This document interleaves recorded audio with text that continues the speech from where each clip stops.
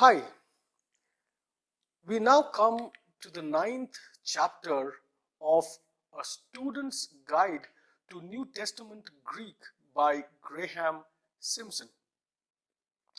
We have indeed traveled a lot far than what we expected.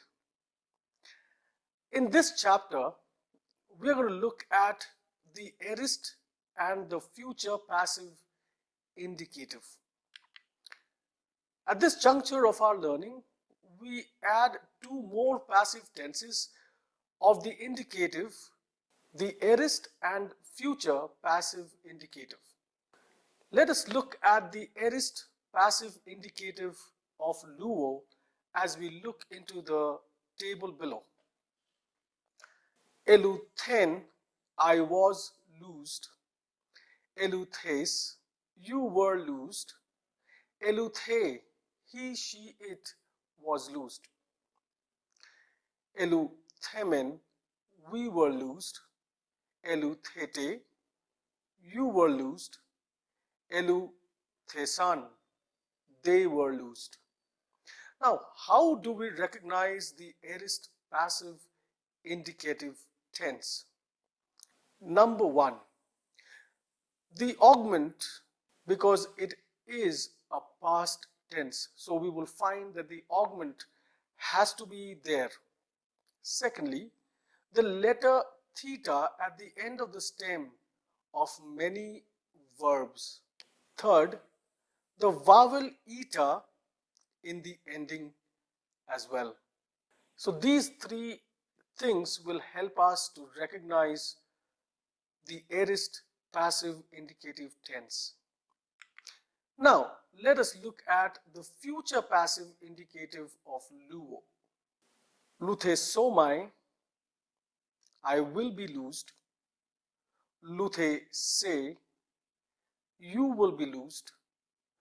Luthe setai, he, she, it was loosed. Luthe someta, we will be loosed. You will be loosed. Luthe sontai, they will be loosed. Now, how do we recognize a future passive indicative? Number one, the stem with letters S at the end. The future passive stem of all verbs is the aorist passive stem. Did you notice that? Without the augment, plus S. The endings are the same as the present passive indicative endings. Now we'll look at the declension of the word Jesus. Jesus means Jesus, is an irregular second declension masculine noun. So all this while we were handling the irregular verbs, and here we find that there is a second declension masculine irregular noun. Let us look into this word. Nominative, Jesus. Vocative, Jesu. Accusative, Jesun. Genitive, Jesu. Dative, Jesu. The nominative and accusative cases are easy to recognize. The nominative, being Jesus, has sigma like logos, and the accusative case, Jesun, has a nu like logon. But the word Jesu may be one of three cases, either vocative or genitive or dative. Like other proper nouns, that is names, this noun is frequently used with the definite article. This helps to show what case Jesu is. For example, to Jesu is in genitive case and to Jesu is in dative case. Did you notice that? And if the article is not used, the context alone will show us which case Yesu is. One more thing we need to remember is this, that though the article is often used with proper nouns in Greek, it must not be translated into English. We have learned this earlier. For example, the word ho Jesus may not be translated as the Jesus. It will be translated just Jesus.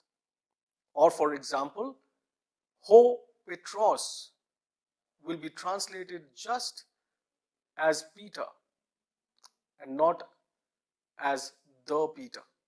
We'll look at something called the instrumental dative. What is an instrumental dative?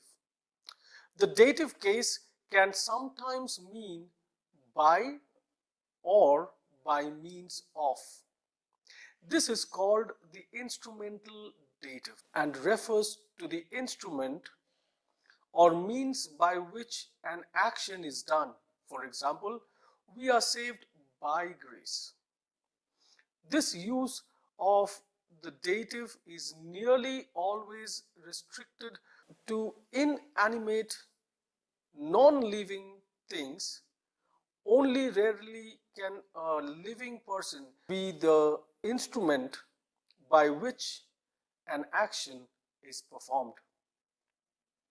This means that when a noun referring to a thing, a non-living being, is in the dative case, it can be translated by, to, or for, or by. Just follow that according to the context.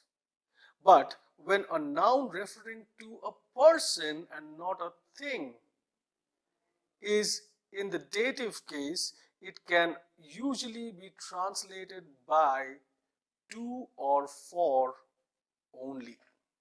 This is the first part of our lesson. Thanks for watching. God bless you.